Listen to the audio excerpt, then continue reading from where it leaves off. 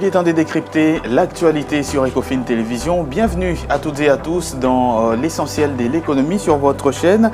Nous allons évoquer aujourd'hui trois sujets principalement. Tout d'abord, la nouvelle politique salariale. L'avant-projet de cette politique a été donc examiné par la tripartite gouvernementale composée de la fonction publique, du budget, mais aussi du ministère des Finances. Fruit effectivement du travail conjoint entre les experts du gouvernement de la République et ceux de l'INAP, l'intersyndicale nationale de l'administration publique. Se dirige-t-on finalement vers la fin des disparités dans les systèmes de rémunération des agents de l'État en République démocratique du Congo? Le barème unique salarial effectivement sera-t-il enfin instauré, mis en place, mais surtout respecter? Ce sont des questions que nous allons nous poser dans cette émission. Et au-delà de tout, nous allons interroger sur l'efficacité même de cette fonction publique en République démocratique du Congo. Et puis nous aborderons également la convocation, cette convocation de Jacques Kiabula Katwe, le gouverneur de la province du Haut-Katanga, convoqué à Kinshasa par sa tutelle tout simplement, le ministère de l'Intérieur en charge également de la territoriale.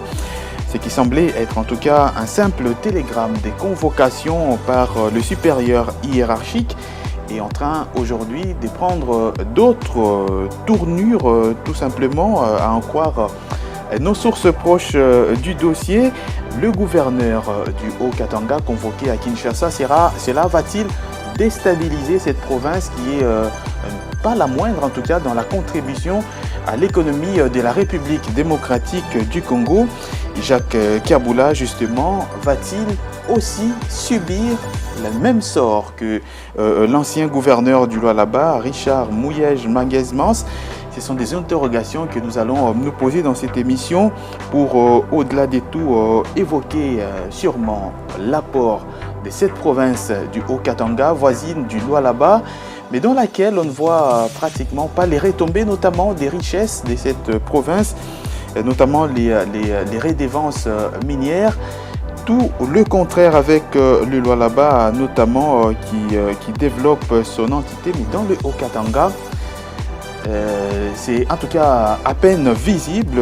Nous allons en parler dans cette émission et puis nous allons chiter par la situation des nouveaux magistrats, des magistrats de la promotion de l'état des droits 2024-2025 depuis le 28 nommé depuis le 28 mars 2025 sur ordonnance du président de la République. Ça fait déjà 3 mois que ces magistrats n'ont pas de chronogramme du Conseil supérieur de la magistrature, mais ne sont pas non plus pris en charge sur les plans salarial et dénoncent donc cette situation de précarité qu'ils sont en train de traverser ici à Kinshasa.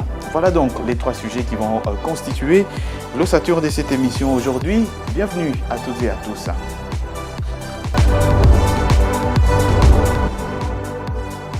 Et pour évoquer tous ces sujets, comme d'habitude, je ne suis pas seul sur ce plateau, accompagné de nos analystes maison. Tony Dibendila, bienvenue. Merci beaucoup Patrick Mbala. C'est un plaisir comme toujours de prendre part à ces programmes essentiels vidéo. Et effectivement, Igor Buaka, bienvenue une fois de plus. Bonjour Patrick et merci en tout cas. Merci beaucoup d'être là à vous deux. On va débuter tout de suite par le tout premier sujet de cette émission. C'est la nouvelle politique salariale effectivement de l'administration publique en République démocratique du Congo. L'avant-projet a été effectivement discuté la semaine dernière entre la tripartite gouvernementale composée de la fonction publique, du budget, mais aussi du ministère des Finances. Pour quelle finalité? Nous allons voir tout cela dans cet élément et on se retrouve après pour en décrypter. L'examen de l'avant-projet des nouvelles politiques salariales des agents de l'État en République démocratique du Congo par la tripartite budget, finances et fonctions publiques est sans aucun doute une nouvelle encourageante marquant une volonté affichée du gouvernement de s'attaquer à un problème chronique qui gangrène l'administration publique. C'est un signal positif pour le million de fonctionnaires congolais qui aspirent à des conditions de vie décentes et à une reconnaissance juste de leur labeur. Si l'initiative est louable, il est crucial de ne pas verser dans un optimisme payant. L'histoire récente du pays est jonchée des promesses non tenues et des réformes avortées. La principale interrogation réside dans la faisabilité budgétaire de cette nouvelle politique. Les trésors publics, souvent sous tension, sera-t-il capable de supporter la charge financière induite par une révalorisation significative de salaire, sans aucune augmentation substantielle de recettes non pétrolières et une lutte impeccable contre la corruption? L'effet d'annonce risque de se heurter à la dure réalité de chiffres.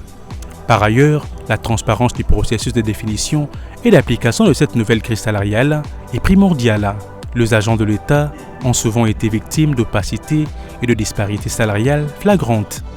Il est impératif que le critère de classification et des rémunérations soit clair, juste et accessible à tous pour éviter toute suspicion de favoritisme ou de clientélisme.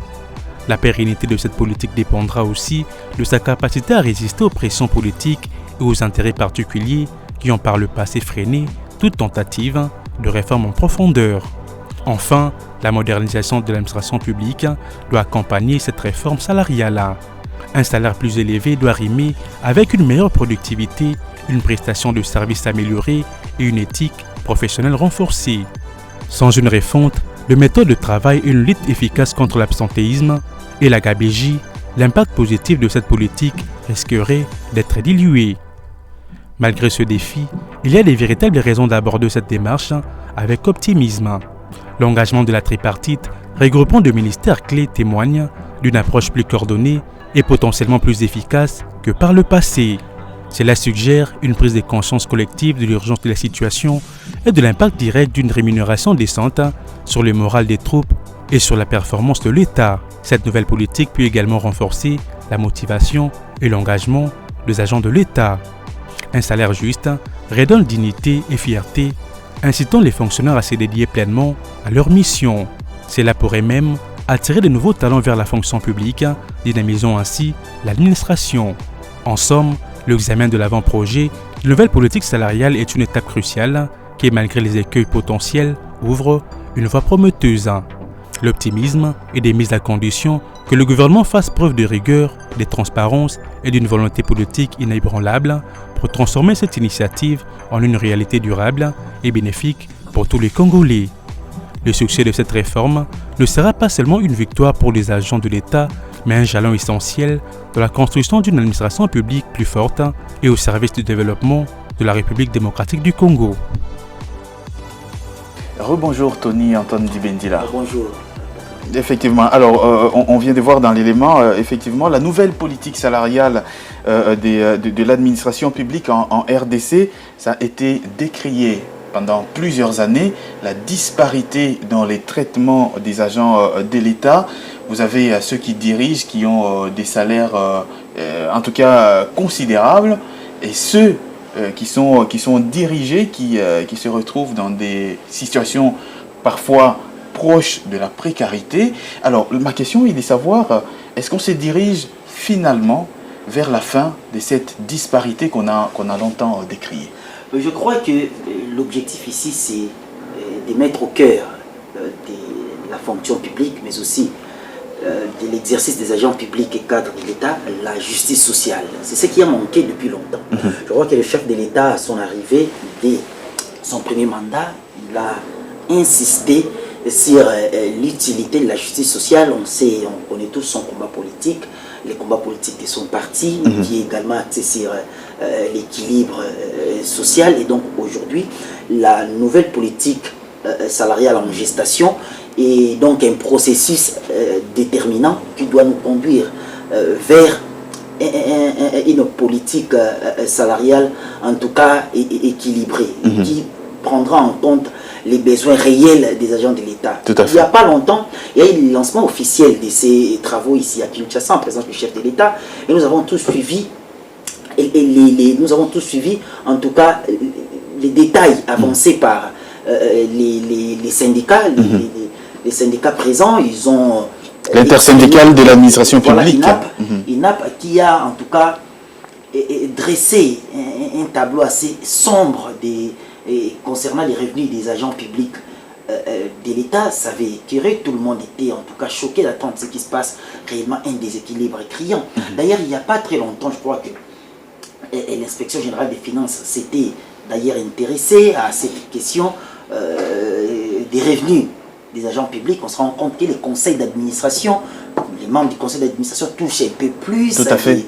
les comités de gestion touchent un peu plus, mais lorsqu'on regarde avec ceux qui travaillent, les agents, ceux qui produisent même, comme on dit, ceux qui créent la richesse, on trouve que les déséquilibres éclatants, épatants.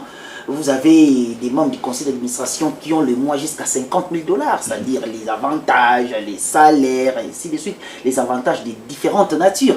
Et on se rend compte qu'ils sont certains dans 50 000, d'autres nagent jusqu'à 100 000 $ le mois pour un seul individu. Mais lorsqu'on revient vers les agents publics, et c'est encore plus grave s'il faudrait regarder ministère après ministère. Si vous allez au ministère du budget, vous voyez les primes qui sont allouées aux agents. Si vous allez au ministère de l'Environnement, c'est catastrophique. Je crois qu'il n'y a pas longtemps également, lors du premier mandat du chef de l'État, les agents du ministère de l'Environnement avaient tenu un sit-in. Tout à fait. Le chef de l'État d'ailleurs, il s'était retrouvé sur les lieux, il a pris quelques minutes à échanger avec ses personnels. Donc aujourd'hui, c'est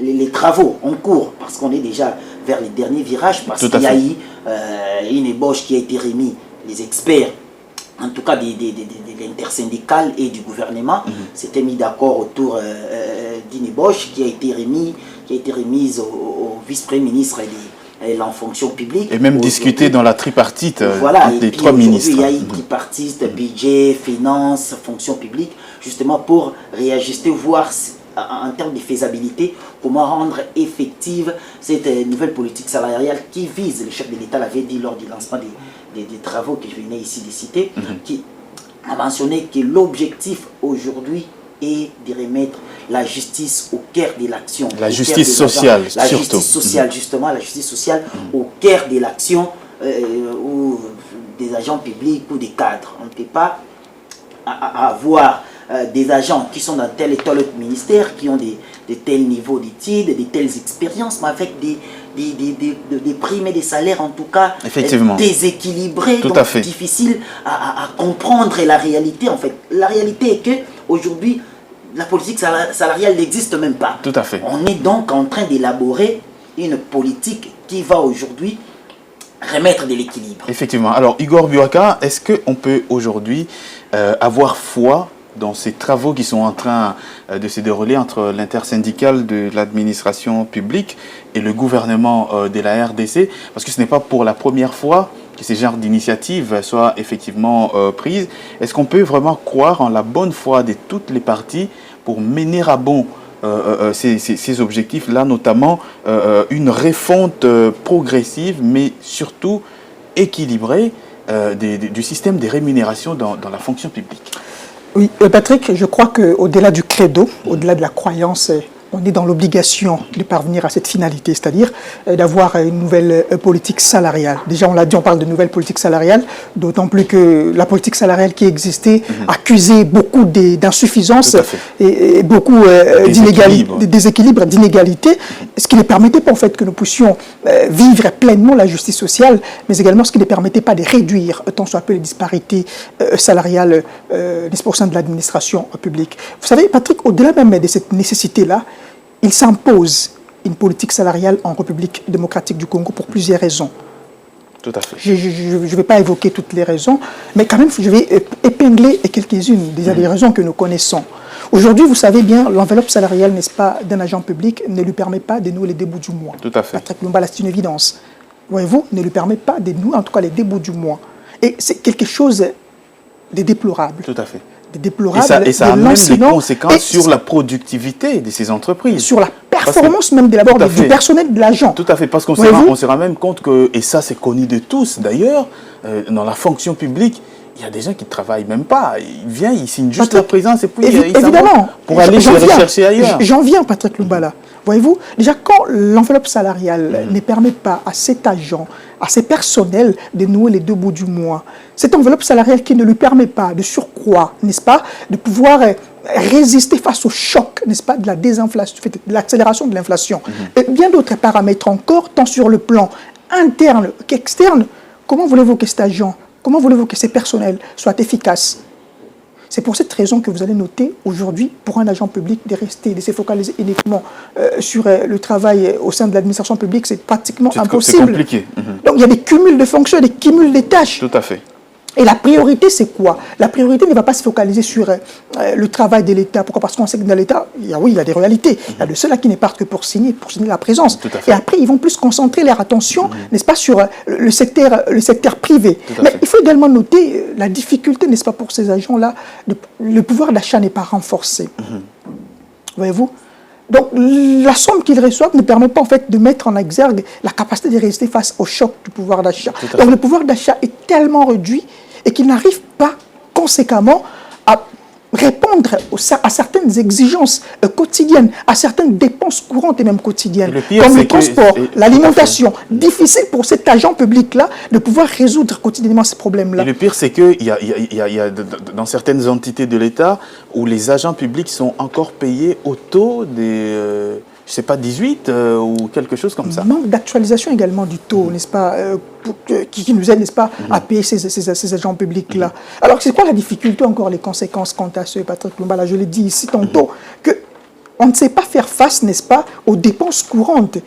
Et quand on ne sait pas faire face aux dépenses courantes, comment voulez-vous que l'on soit efficace? Mais encore, on suppose que, n'est-ce pas, avec cette nouvelle politique salariale, on va prendre en compte en tout cas cette urgence-là. Mais avant de prendre en compte cette urgence-là, il y a nécessité, il y a urgence de pouvoir améliorer l'enveloppe salariale des agents publics. Effectivement, il y a nécessité. Il y a nécessité et il s'impose en tout cas cette obligation d'améliorer l'enveloppe salariale. Tout à fait. Quand on améliore l'enveloppe salariale, cela va faire en sorte que, n'est-ce pas, on l'a dit ici, de pouvoir faire de notre tout possible, de restaurer cette justice sociale, d'élaguer les disparités salariales que nous constatons, et lesquelles disparités salariales affaiblissent même le rendement, n'est-ce pas, des agents publics. Mais au-delà de cet aspect de choses, il faudrait également évoquer le fait qu'aujourd'hui, l'objectif, c'est de tendre vers l'amélioration, n'est-ce pas, de la grille salariale des agents publics,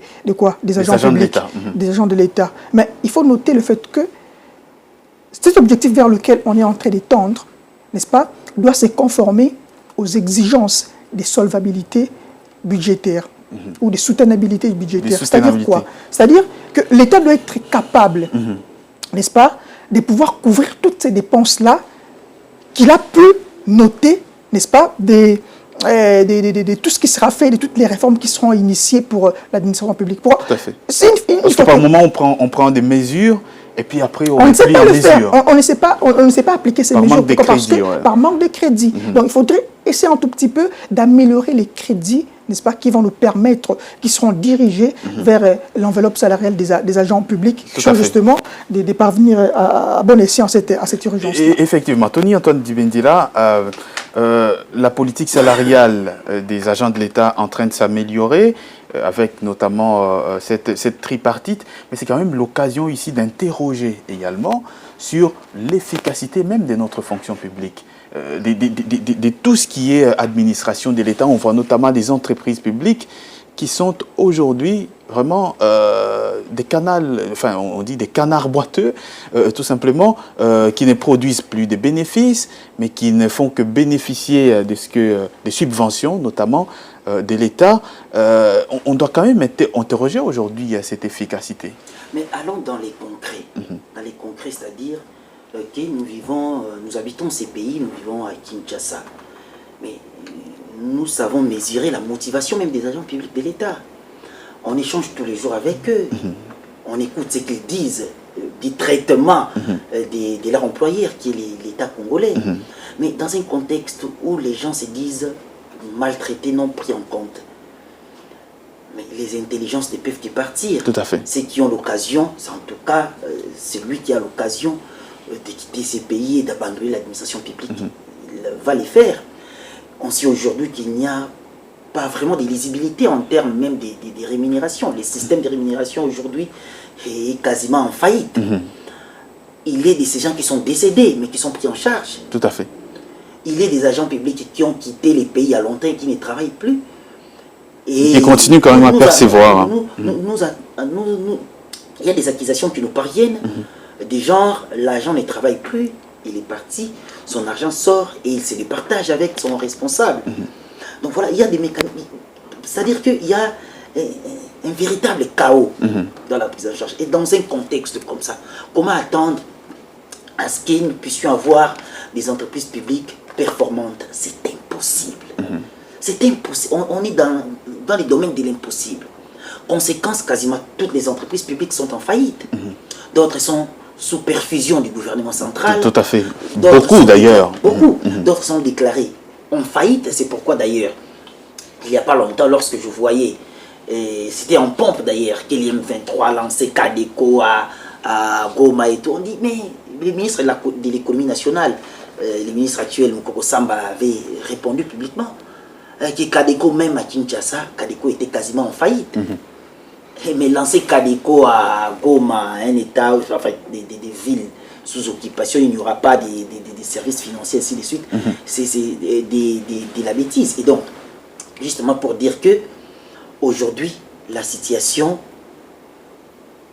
doit être vraiment une véritable urgence pour l'État congolais. Tout à fait. Mais ce qui est vrai, le problème est qu'il y a des craintes.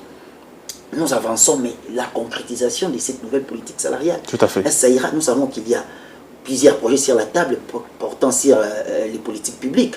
Mais est-ce que cette fois-ci, mais au moins, nous avons assisté au lancement des travaux. Mais cette fois, on sent quand même qu'il y a une volonté d'aller jusqu'au bout. Il y a une volonté derrière.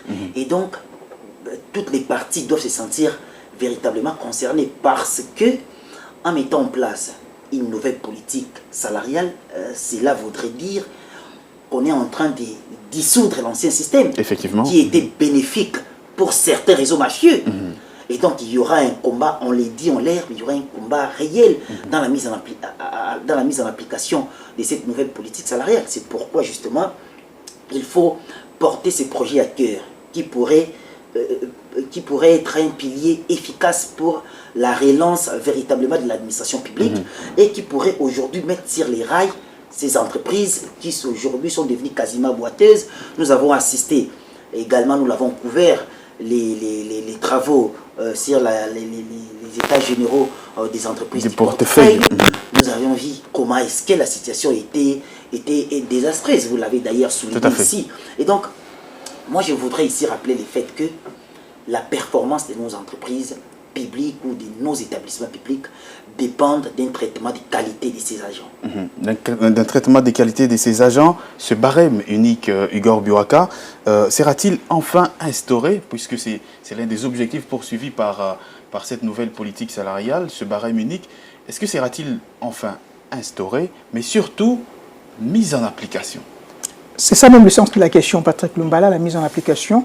Mais moi, je trouve qu'il faudrait des mesures en amont pour parvenir à sa mise en application. C'est vrai que le véritable combat, c'est au fait d'aboutir, n'est-ce pas, à la concrétisation de cette grille salariale, n'est-ce pas, qui sera nouvellement initiée.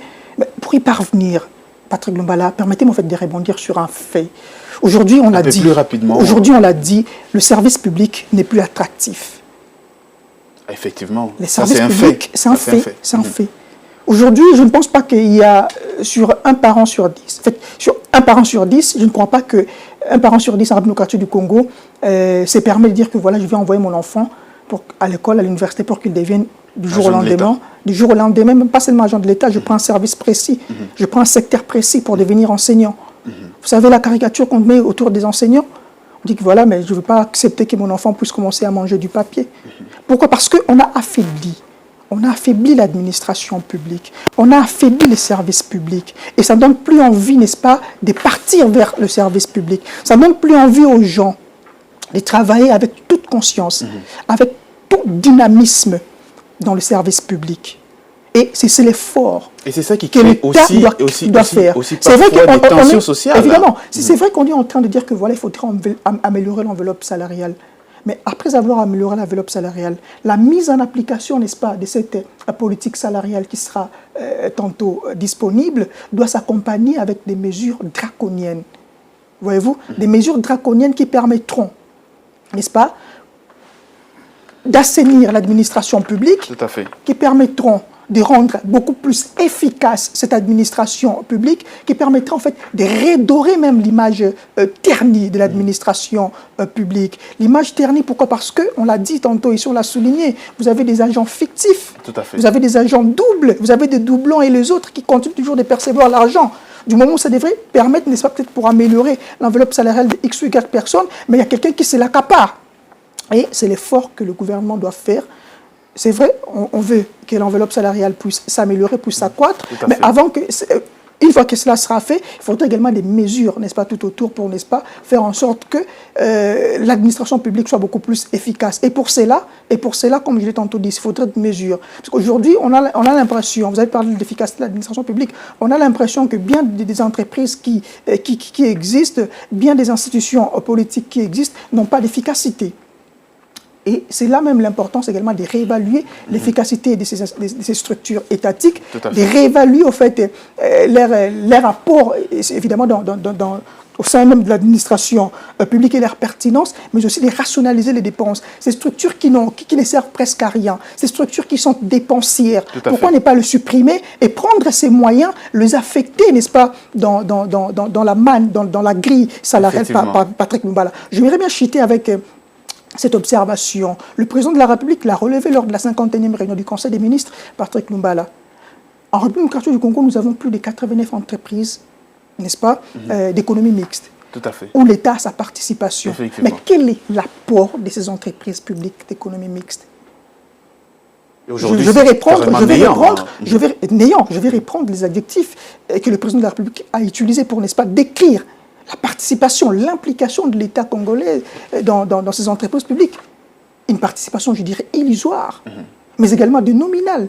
Donc, cela prouve à suffisance qu'il y a beaucoup à faire, Patrick Lumbala. Donc, on a comme l'impression que l'administration publique ne donne pas, au fait, le meilleur d'elle-même. Donc, il y a beaucoup d'écueils, il y a beaucoup de contraintes qui font en sorte que, n'est-ce pas, l'image même de l'administration publique soit ternie et par conséquent, le personnel qui y travaille ne savent pas donner le meilleur d'eux-mêmes puisqu'il n'y a pas du sérieux. Tout à fait. Ce qui est logique et est évident, il n'y a pas du sérieux. Et quand il n'y a pas du sérieux, comment voulez-vous capitaliser? Pourtant, ces entreprises publiques-là peuvent nous être utiles dans la mobilisation des ressources internes, Patrick Lumbala. Aujourd'hui, nous avons la main tendue vers l'extérieur. Nous avons la main tendue vers l'extérieur, mais pourtant, on a nous-mêmes des ressources que l'on peut bien encadrer et faire en sorte que ces ressources puissent, n'est-ce pas, contribuer efficacement de la mobilisation des recettes internes. Et accroître également le budget national. Tout à fait. Comment voulez-vous que le pays comme la République démocratique du Congo ne mobilise qu'à terme de budget 18 milliards de dollars américains en termes d'exercice budgétaire? C'est insignifiant. C'est vrai qu'on a beaucoup de difficultés, on a beaucoup de problèmes, mais au regard des ressources que nous avons, au regard des ressources internes que nous avons, on est capable de faire mieux, Patrick Lumbala. Tout à fait, on est capable de faire mieux. Et au-delà de tout, l'État reste tout de même, pour les cas de la République démocratique du Congo, un employeur assez important des Congolais et donc une administration publique affaiblie. Cela créerait de toute évidence des tensions sociales. D'ailleurs, ce que moi je crains, c'est qu'il n'y a pas longtemps, on nous a brandi la bancarisation comme une solution pour la fin de l'histoire des fictifs, mais aussi des agents doublons et ainsi de suite. Mais il y a bancarisation il y a plusieurs années. Mayo Mambeke est devenu ministre du budget il n'y a pas longtemps. On a lancé un processus et on s'est rendu compte qu'il y avait plusieurs fictifs. Et l'inspection générale des finances également, effectivement, se rappelle très bien, avait rendu public un rapport sur l'administration publique. Les fictifs sont toujours présents, les doublons sont toujours présents. Et donc, je crains que cette histoire de nouvelle politique salariale n'apporte pas l'efficacité et que ça ne reste que sur papier comme c'est fait avec la bancarisation. Donc, il est ici et que la mise en application soit véritablement effective. Qui soit effective, de manière effective mise en application. Puisqu'on parle justement de l'administration publique, on va parler d'un autre fait qui est tout à fait lié également à l'administration publique. C'est la situation des magistrats, les magistrats de la promotion de l'État des droits 2024-2025. Ils ont été justement nommés le 28 mars 2025 pour être beaucoup plus précis. Et à ces jours, 3 mois déjà d'impaiement alors qu'ils sont frappés, on va dire donc d'inéligibilité pour, on va dire, exercer d'autres professions Toujours pas des chronogrammes du Conseil supérieur de la magistrature pour leur formation et affectation et se retrouvent aujourd'hui abandonnés à leur triste sort. Ils ont d'ailleurs à cet effet déposé un mémorandum dirigé au président de la République. Mais on revient tout de même sur l'ensemble de tous ces faits et on se retrouve après pour en décrypter. Calico en main et coups de sifflet répétitifs, ces nouveaux magistrats de la promotion de l'État de droit 2024-2025, nommés depuis mars 2025 et recrutés en 2022 sur initiative du chef de l'État, dans le but de remédier à la carence de magistrats à travers le pays, réclament la prise en charge salariale et la mise en place d'un chronogramme par le Conseil supérieur de la magistrature pour leur formation et affectation. Pour manifester leur mécontentement face à ce qu'ils qualifient comme de l'oubli volontaire, ils ont pris d'assaut le centre financier et portent ici leurs réclamations. Excellence, Monsieur le Président de la République, nous serons heureux de voir votre implication personnelle pour 2 points, que vos instructions fermes de la réunion du Conseil des ministres du 4 avril 2025 soient exécutées par le ministre du Budget et Finances pour notre paiement au 3e trimestre de ce mois de juillet, avec rappel du 2e trimestre, soit le paiement de nos 3 mois salariales, conformément à l'article 22 de la loi organique sur le statut de magistrat et l'article 3 des ordonnances si haut citées portant notre nomination. Mettre le moyen nécessaire à la disposition du Conseil supérieur de la magistrature, notre organe technique de gestion, en vue d'organiser notre formation et affectation, notre prise en charge médicale par active avec même titre que les autres magistrats. Ils exigent ainsi la mise en application de recommandations du président de la République lors du Conseil des ministres du 4 avril 2025, appelant les gouvernements à procéder à leur mécanisation et au président du Conseil supérieur de la magistrature à l'organisation de leur formation et de leur affectation.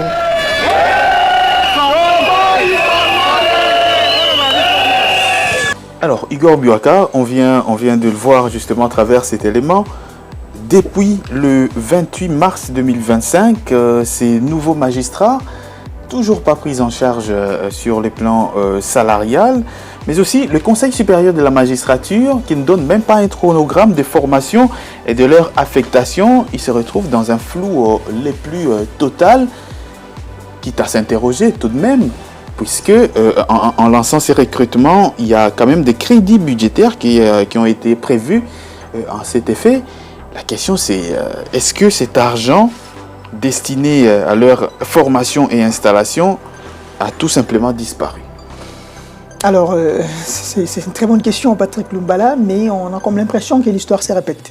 Parce que c'est une situation qui n'est pas nouvelle, moins encore inédite en République du Congo. Je ne serai pas prolixe sur la question. Tantôt, on a évoqué le fait que quand, n'est-ce pas, l'État congolais se permet en fait d'aligner tel ou tel autre agent, n'est-ce pas, dans l'exercice budgétaire. C'est vrai qu'il y a des prévisions, des crédits qui sont alloués, n'est-ce pas, pour soutenir leur enveloppe salariale. Mais est-ce que cela a été fait en amont? On suppose que cela a été fait. Où est partie la somme? On ne sait pas, puisqu'il n'y a pas de communication, comme vous l'avez dit, Patrick Lumbala. Tout à fait. Il n'y a pas un éclairage précis autour de cette question. Et cela, en tout cas, s'apparente au feuilleton des conseils communaux que nous avions connus toujours ici à Kinshasa. Ils ont fait plus de 10 mois d'arriérés et ils n'étaient pas payés. Ce qui montre en suffisance que, voilà, ça prouve encore une fois de plus le fait que l'administration publique n'est pas totalement très efficace. Déjà, quand on ne sait pas prendre en charge, n'est-ce pas, les agents publics, comment voulez-vous que ces agents-là puissent vivre et survivre? Donc, vous mettez ces agents-là dans quelles conditions de vie? Donc, conditions de précarité. C'est difficile pour eux. Déjà même eux-mêmes, ils le disent, puisqu'on a vu dans leur mémorandum, quand ils reprennent dans le deuxième paragraphe, disant, je cite, que nous sommes déjà frappés par l'incompatibilité d'exercer d'autres métiers du fait de l'acquisition de la qualité du magistrat, suivant évidemment le prescrit de l'article 65 de la loi organique numéro 06/020 du 10 octobre 2006. Comment voulez-vous que des personnes pareilles, que vous instituez, que vous donnez en fait la qualité d'exercer, n'est-ce pas, cette fonction de magistrature, et par conséquent, il n'y a pas de prise en charge. La prise en charge donc ne suit pas. Donc c'est difficile pour ces personnes de bien en fait, de bien s'accommoder, de bien entrer dans le quotidien, dans le vécu, n'est-ce pas, de la société. Et encore faut-il s'interroger sur le fait que demain après demain, quand ils seront pris en charge par l'État, comment sera leur éthique? On s'interroge sur l'éthique puisqu'on parle quand même de la classe, n'est-ce pas, de magistrats. Ce n'est pas n'importe quelle classe, ce sont des élites, n'est-ce pas, qui sont là pour trancher les décisions de manière, je dirais, juste et autres, qui doivent, n'est-ce pas, être moralement très bien assis, qui doivent bénéficier de très très bonnes conditions de vie pour le permettre de jouir, encore d'exercer librement et surtout de manière beaucoup plus équitable leurs tâches. Donc, c'est, n'est-ce pas, le moment en fait de dépallier à ces problèmes. Ils ne doivent pas rester indéfiniment dans cette position et ce n'est pas intéressant, ce n'est pas bon, ça ternit en fait l'image du pays. Et l'image de la justice, effectivement. Alors, Tony Dibendila, 3 mois de non-prise en charge salariale de ces magistrats, je l'ai dit ici, ça porte quand même atteinte à l'image de la justice congolaise. Et on se dit, ces magistrats avec une telle souffrance, lorsqu'ils seront affectés, est-ce que cela ne va pas jouer également sur le rendu dans les travails de justice courant? Moi, je voudrais aller à l'origine de cette question. Nous savons déjà que ceci remonte au premier mandat du président Tshisekedi, qui, en tout cas, son arrivée à la tête du pays, voudrait faire de la justice le pilier de sa gouvernance, un des piliers de sa gouvernance. Et donc, il prend la décision parce qu'il y a un réel besoin. Tout à fait. Si vous vous rendez à l'intérieur du pays, vous vous rendrez compte que dans certains territoires, il n'y a quasiment pas de magistrats. Et donc, on s'est dit, là où il n'y a pas de magistrats, certainement la justice est dite de manière... coutumière peut-être, voilà, expéditive aussi. Voilà, on sait que la justice est compliquée. Et donc le chef de l'État a pris la décision de nommer, en tout cas, qu'il y ait recrutement des nouveaux magistrats pour combler les vides. Et le Conseil supérieur de la magistrature s'est exécuté en convoquant en 2022 des tests, processus de recrutement. 2500 magistrats ont été recrutés. C'est en 2024 qu'il y aura quand même, c'est la promotion, dite promotion État des droits. Tout à fait. D'ailleurs, cette promotion-là est surnommée promotion État des droits. Elle s'appelle aussi État des droits, effectivement. Voilà, promotion État des droits 2024-2025. Mais depuis 2022, il n'y a pas eu après recrutement, et puis voilà, il n'y a pas eu de nomination effective parce qu'effectivement, le chef de l'État devait nommer ses nouveaux magistrats. Et en 2024, le chef de l'État a effectivement, en fait, en 2025, le chef de l'État a effectivement nommé ces 2500 magistrats. Enfin, parce qu'ils attendaient. Il y a eu effectivement nomination de ces 2500 magistrats. Malheureusement, ces agents, depuis leur nomination, ne sont pas payés. Mais où est parti cet argent, justement? C'est ça la question. Voilà, justement, j'arrive. Mais déjà, parce qu'il y a eu une question orale avec écrite adressée au ministre du Budget, Aimé Boji Sangara, qui a répondu à l'Assemblée nationale. Les noms du député en question m'échappent. Il a répondu à cette question. Déjà en 2024, le budget de l'État avait prévu bien sûr, les paiements de ces agents et les crédits a été versés au Conseil supérieur de la magistrature. Déjà en 2024. C'est 70 milliards de francs congolais pour prendre en charge les nouveaux magistrats. Malheureusement, en 2024, là, il n'y avait pas de nomination. Et donc, ces magistrats-là ne pouvaient pas être payés parce qu'il devait y avoir la nomination à travers l'ordonnance présidentielle. Et cet argent, ces crédits, naturellement gérés par les conseils supérieurs de la magistrature, ont été utilisés pour réajuster les salaires des magistrats qui travaillent déjà. Ceux qui travaillent déjà. Ceux qui travaillent déjà. Parce qu'il n'y avait pas les nouveaux magistrats, les 2500 nouveaux magistrats n'étaient pas encore nommés. Et mars 2025, les ordonnances du chef de l'État arrivent. En mars, ils sont nommés en fait. Alors que l'argent a déjà été utilisé pour autre chose. Pour 2024, l'argent a été utilisé pour autre chose. Et pour 2025, les ministres du budget l'ont dit, il y avait déjà une enveloppe pour la prise en charge salariale de ces magistrats lorsqu'ils seront nommés. Il y a eu enveloppe, les crédits remis pour 2024 et même pour 2025. Et maintenant, c'est étonnant comment expliquer que ces magistrats ne sont pas payés. Et donc, on évoque, eux-mêmes l'ont dit, ils ont été nommés, mais jusque-là, il n'y a pas d'affectation. Mais pour être affecté, il devait y avoir une formation, telle que prévue. Tout à fait. Mais jusque-là, il n'y a ni chronogramme du Conseil supérieur de la magistrature qui organise la formation, et puis l'affectation, il n'y a pas de chronogramme. Donc, ils ne peuvent pas être payés. Ils sont nommés par les chefs de l'État, il y a ordonnance, et d'ailleurs, au cours d'un conseil des ministres qui remonte au mois d'avril, les chefs de l'État, je crois bien au mois d'avril, les chefs de l'État l'a dit ouvertement au gouvernement de prendre en charge ces nouveaux magistrats et au Conseil supérieur de la magistrature d'organiser d'une part la formation, mais comment, et d'autre part l'affectation. Mais jusque-là, il n'y a rien. Comment justement, Igor Biora, comment ces magistrats seront pris en charge alors que déjà les crédits budgétaires qui étaient destinés à leur prise en charge a été déjà utilisé pour améliorer les conditions de ceux qui sont déjà installés. Quand on connaît la manière dont les finances publiques fonctionnent pour décaisser de l'argent, on doit s'attendre à l'année prochaine pour leur prise en charge, leur inclusion justement dans les crédits budgétaires de l'État. Est-ce qu'on peut dire aujourd'hui que c'est pratiquement mission impossible pour eux, en tout cas pour l'instant?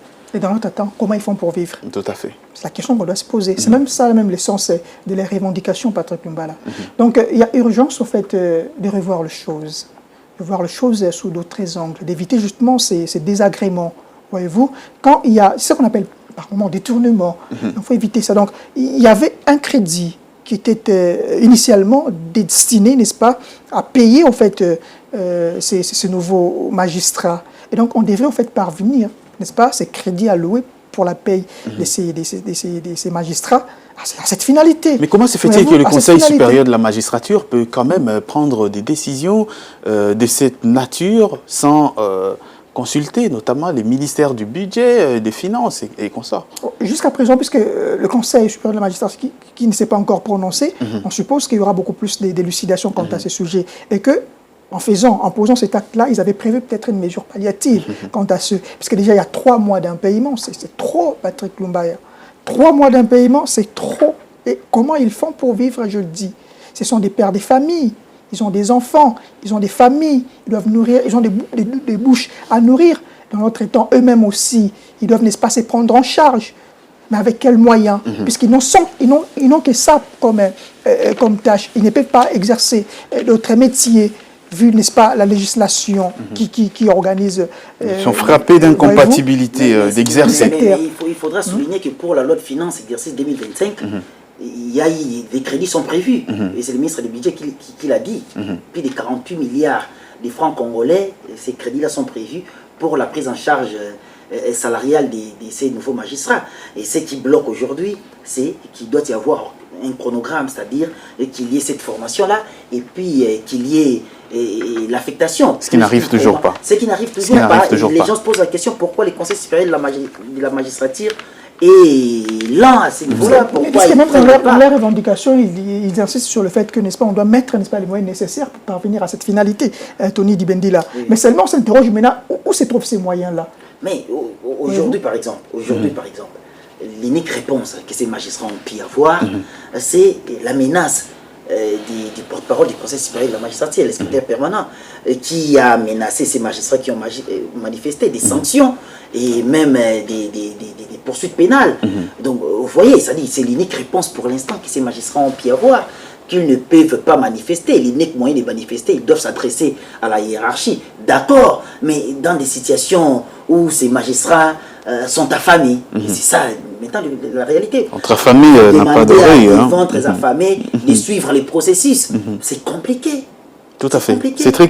C'est très compliqué pour ces magistrats. On rappelle que cela fait déjà 3 mois que ces magistrats nommés par le président de la République le 28 mars 2025 ne sont pas pris en charge sur le plan salarial, mais aussi l'absence d'un chronogramme du Conseil supérieur de la magistrature pour leur formation qui va déboucher justement sur leur affectation dans des juridictions respectives. Nous suivrons donc ces dossiers avec beaucoup plus d'attention dans les jours à venir et nous reviendrons avec beaucoup de détails. Et nous allons changer le chapitre tout de suite pour aller dans la partie sud de la République démocratique du Congo pour évoquer effectivement cette on va dire, convocation du gouverneur du Haut-Katanga, Jacques Kiabula, convoqué à Kinshasa pour justement élucider sur certains propos tenus lors d'un meeting de soutien à l'accord entre la RDC et le Rwanda, des propos que sa hiérarchie, ça veut dire sa tutelle, ça veut dire le ministère en charge de la territoriale de l'intérieur, sécurité et affaires coutumières veut donc avoir, mais seulement depuis sa convocation, cette convocation prend tout simplement d'autres tournures. On va voir tout cela dans cet élément et on se retrouve après. La convocation du gouverneur du Haut-Katanga, Jacques Kiabula Katwe, à Kinshasa par le ministre de l'Intérieur, Jacques Chabani, est un événement lourd d'essence, d'autant plus qu'elle intervient dans un contexte politique particulièrement tendu. Cette initiative souligne non seulement les interrogations autour de la gestion de cette province, véritable poumon économique de la République démocratique du Congo, mais aussi des divergences notables avec la ligne officielle de Kinshasa concernant la guerre dans la partie est du pays. Le Haut-Katanga, avec ses richesses incommensurables, est un pilier de l'économie nationale.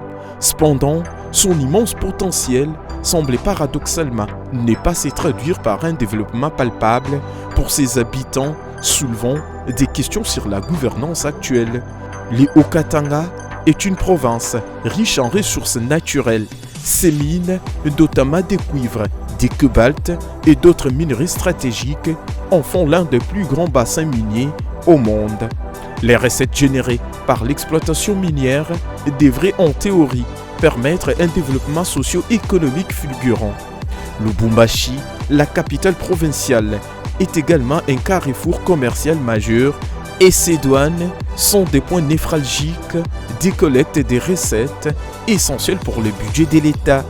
Ces potentialités économiques ne se limitent pas aux seules mines.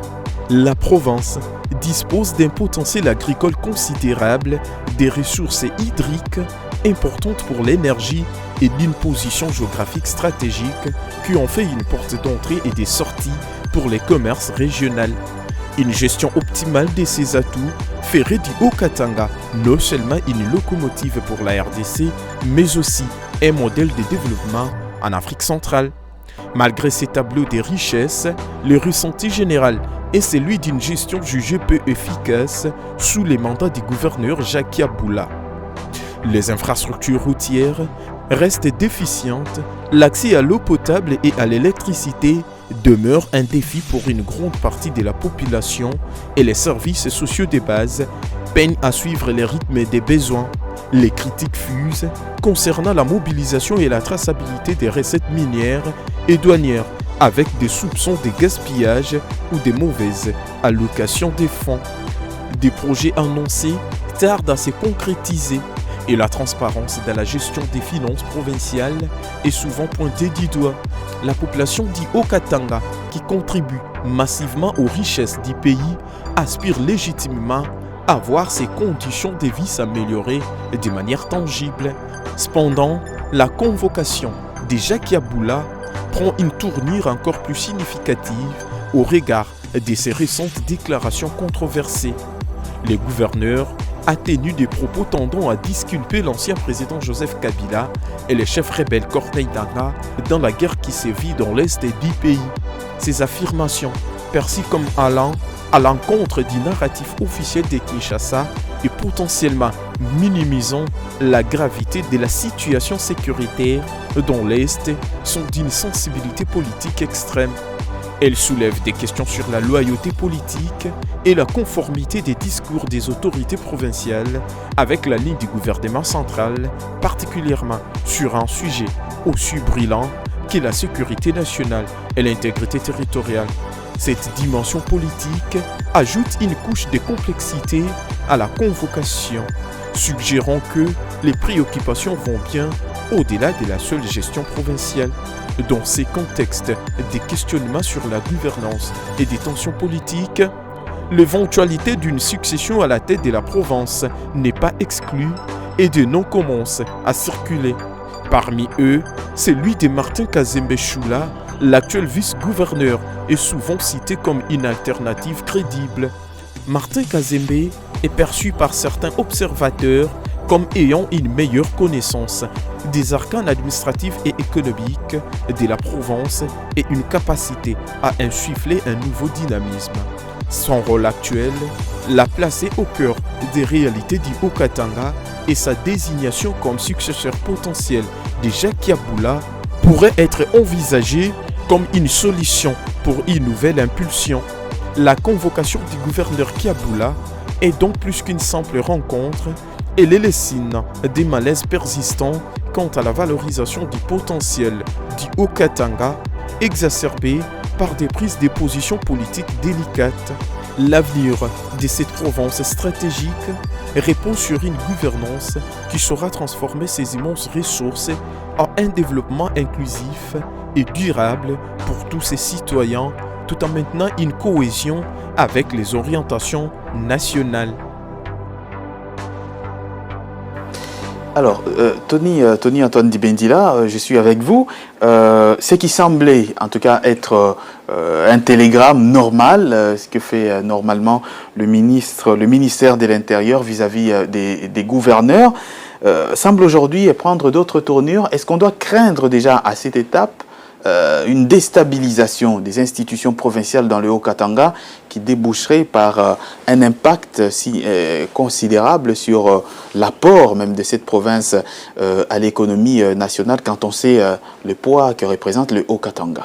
Je crois que les gouverneurs, Jacques Yabula a été convoqué à Kinshasa pour des raisons non rendues publiques, mais nous savons que cette convocation arrive après que le gouverneur avait eu à tenir des propos, effectivement. Des propos qui tendaient à disculper le chef de guerre Corneille Nangaa, mais aussi l'ancien président Joseph Kabila, qui le chef de guerre, Corneille Nangaa, mais aussi l'ancien président Joseph Kabila, qui est aujourd'hui un allié incontournable du mouvement armé pro-Rwanda M23-FC. Dans un contexte d'insécurité, dans un contexte d'occupation étrangère sur nos territoires, dans un contexte où on connaît les rôles de chacun, dans un contexte où un autre haut dignitaire, mais aussi prélat et président de la conférence épiscopale nationale du Congo, Monseigneur Fulgence Muteba, dans un contexte où on voit un autre dignitaire comme ça, exposer son amitié et je dirais sa complicité fraternelle avec ce qui agresse le seigneur pays. de guerre Corneille Nangaa. Donc c'est-à-dire que on est dans un contexte où les questions peuvent se poser. Tout à fait. On peut commencer par croire qu'il a été invité à Kinshasa parce qu'il a simplement tenu ces genres de propos, parce qu'on dit c'est de l'abondance du cœur que la bouche parle.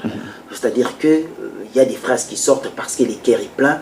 Le cœur est plein et je dois démontrer quand même ma proximité pour une raison, pour une autre. Et maintenant, revenons à la question, justement. Si c'est pour cette question-là qu'il a été convoqué à Kinshasa, je crois que au niveau du ministère de l'Intérieur, on voudra bien savoir ce qui s'est réellement passé. Et s'il s'avère qu'il y a des accointances floues entre les gouverneurs et les ennemis du pays, je crois qu'il y a une jurisprudence dans ces pays. Nous avons vu Mouyej être rappelé à Kinshasa, et aujourd'hui on dit merci Seigneur, parce qu'après il y a Ififi Masuka Saini qui a repris cette province, et on voit aujourd'hui des joyaux qui sortent des terres. Et je crois que pour les cas Jacques Yabula et son rappel à Kinshasa, je ne vois pas pourquoi cela pourrait déstabiliser les institutions provinciales ou même la gouvernance provinciale, parce qu'on sait que les institutions sont appelées à une continuité. Il y a un vice-gouverneur qui a déjà été maire de Lubumbashi et qui a prouvé qu'il peut gouverner facilement. Qui connaît le terrain. Il y a un vice-gouverneur qui connaît le terrain et qui peut donc agir de manière à ce que les institutions soient stables. Et donc, au-delà de ça, Jacques Yabula gouverne le Haut-Katanga, mais on sent les vides. On sent une gestion assez vide. Mais écoutez, il y a le Haut-Katanga, c'est une province minière. Il y a les cuivres à foison, il y a les cobalt à foison, il y a du manganèse, il y a des grandes entreprises minières qui exercent. Mais aujourd'hui, au même titre que Kolwezi, d'ailleurs, le Lualaba. Kolwezi, on voit, pardon, Lualaba, on voit ce que Masuka Sagni est en train de faire. On voit un aéroport international. On voit des infrastructures extraordinaires. On ne pouvait pas croire, il y a de cela 5 ans, que Kolwezi ou encore Lualaba allait avoir, connaître un tel développement assez rapide. Mais si l'on jette un regard du côté du Katanga, qui a quasiment les mêmes potentialités que le Lualaba, on sent que le leadership est vide. Le leadership de Jacques Yabula est néant, ça n'existe pas, c'est du vent. C'est-à-dire que je considère un fait. Le fait est que aujourd'hui, Kinshasa rappelle Yabula, peut-être que c'est aussi pour libérer le Haut-Katanga d'une gestion calamiteuse. Peut-être c'est aussi ça pourrait. Tout à fait. Que les gouverneurs retenus ici, peut-être que ça pourrait libérer la province. Donc je voudrais par là insister sur le fait que s'il y a des accointances sérieuses entre les gouverneurs Yabula et les ennemis du pays, que les autorités de Kinshasa n'hésitent pas à les retenir le plus longtemps possible. Tout à fait, peut-être tout à fait. sortira quelque chose de bon dans le Haut-Katanga, effectivement. Igor Biwaka, le Haut-Katanga, hein, Tony l'a dit ici, cette province qui a un poids économique assez important, au même titre que le Lualaba, mais on sent pratiquement, Tony l'a dit, un vide, tout simplement. Qu'est-ce qui se passe dans cette province-là? Au même titre, Patrick Lumbala, c'est de l'ironie, puisque au Katanga, c'est une province qui est beaucoup plus vieille que le Lualaba, qui est une récente province issue au fait de la récente démembrement. Du récent démembrement, voulais-je dire, Patrick Lumbala. Comme on l'a souligné ici, depuis un moment, on a remarqué que la dite province s'est effacée du radar de ces provinces-là qui soutiennent l'économie de la République démocratique du Congo. Pour preuve, il n'y a pas plus longtemps que dernièrement, nous avions parlé au fait de la Gécamine, qui était une entreprise vraiment qui tombait et qui ne faisait presque plus rien. Mais au-delà de cela, il faudrait noter le fait qu'aujourd'hui, le Haut-Katanga n'est plus une province beaucoup plus dynamique. À la suite, évidemment, je vais me focaliser ici encore, m'apaisantir sur le rapport publié par AfroWatch, où on avait noté un certain nombre de failles, un certain nombre de déficits en ce qui concerne le manque de transparence dans la redevance minière. Il y a certaines entreprises, n'est-ce pas, qui ne paient même pas leurs redevances. Alors, du moment où le code minier oblige à toutes les entreprises, n'est-ce pas, de se conformer aux exigences, aux prescrits qui sont établis, mais vous voyez certaines entreprises qui ne payent pas les redevances minières, mais où part cet argent? Voyez-vous? Effectivement. Et ça sert à quoi? Et on rappelle que aujourd'hui, Patrick Lumbala, si la province du Lualaba est telle qu'elle est actuellement, pourquoi? Parce qu'elle s'est appuyée d'une part ou d'un côté sur, n'est-ce pas, ces fonds-là des redevances minières qui sont affectés. Le Lubumbashi, c'est 7 communes. 7 communes. Et toutes les 7 communes bénéficient des redevances minières, Patrick Lumbala. Tout à fait. Voyez-vous? Mais malheureusement, il n'y a pas des projets impactants qui touchent directement, en fait, le social n'est-ce pas, des communautés locales ou encore de la population locale de Louchoua et autres, Patrick Lumbala. Et donc, c'est écœurant, contrairement au Lualaba. Une nouvelle province qui vient avec un vent nouveau, n'est-ce pas, du développement, avec beaucoup d'initiatives. On voit les infrastructures routières qui sont en train d'être construites et même rénovées. On voit les établissements sanitaires qui sortent des terres. On voit les infrastructures aéroportières qui sont en train d'être construites. Et tout ça là sur fonds propres du gouvernement provincial. Il faut quand même noter que le Lualaba, c'est une province enclavée. comparativement au Katanga, qui a Katanga, plusieurs débouchés, voyez-vous, qui a notamment des mannes financières un joyau économique. issues notamment de la douane Un et joyau, consorts. un joyau économique. C'est écœurant aujourd'hui de voir que cette province s'efface de radar des provinces. Alors, on va terminer, on va terminer, Igor, par cette toute dernière question. Est-ce qu'aujourd'hui, la province du Haut-Katanga doit tenter avec quelqu'un d'autre à la tête de cette province? On voit notamment le vice-gouverneur, Martin Kazembe, qui a de l'expérience, notamment dans la gestion. Patrick Lumbala, vous l'avez dit, je crois que c'est un profil qu'il faut en tout cas à la tête de cette province, sans pour autant mettre de côté Jacques Yabula, mais on a remarqué que son leadership n'a pas été aussi impactant. Très bien. Depuis 2019 jusqu'à ce jour, on n'a pas trouvé des projets en fait, réalistes qu'il a pu initier pour soutenir ce joyau économique, pour amener encore beaucoup plus haut ce joyau économique qui pouvait, n'est-ce pas, impacter même le social, même la croissance économique de la République démocratique du Congo. Effectivement, Igor, Tony Antoine Dibendila, on va finir aussi avec vous. La voirie urbaine à Lubumbashi, par exemple, complètement à terre, avec des routes non asphaltées, excepté, effectivement, on ne va pas dire que c'est néant, excepté quelques-unes. Est-ce qu'aujourd'hui, je vous pose la même question, on doit tourner la page Kiabula dans la province du Haut-Katanga pour voir finalement cette province décoller? Moi, je crois qu'il y a quelques points qui caractérisent la gouvernance Kiabula. C'est une gestion terne, c'est une province effacée, c'est un gouverneur qui muselle la presse, qui s'en prend ouvertement à la presse, et des conflits avec les chefs coutumiers liés aux redevances minières. Je vais rappeler l'histoire des chefs coutumiers. En 2024, ça avait fait baisse cette histoire-là, où les gouverneurs, c'est en tout cas les dénonciations des chefs coutumiers de la chefferie de Kassongo, où les gouverneurs voulaient imposer un partage injuste de la redevance minière qui est encadrée par la loi. Donc je crois que c'est les 4 aspects qui caractérisent la gouvernance. Et donc aujourd'hui, on doit tenter avec quelqu'un d'autre. C'est inévitable. Et on verra celui qui viendra à l'œuvre. Tout à fait, on verra celui qui viendra à l'œuvre. Et c'est au gouvernement de la République, à travers effectivement le ministère de l'Intérieur, de se pencher de manière très très sérieuse sur cette question, parce que le Haut-Katanga demeure quand même une province qui pèse beaucoup sur les plans économiques, mais dont les retombées ne sont pas vraiment très très visibles sur notamment la population du Haut-Katanga elle-même, la ville de Lubumbashi en particulier. On est arrivé à la fin de cette émission. Merci à vous, Tony Dibendila. Merci. Merci, Igor Biwaka. Merci, un plaisir, Patrick. Merci à vous également de nous avoir suivis partout en République démocratique du Congo. Le rendez-vous est donc pris pour une nouvelle session de décryptage et d'analyse de l'actualité vue de la rédaction de Ecofin Télévision. À très bientôt.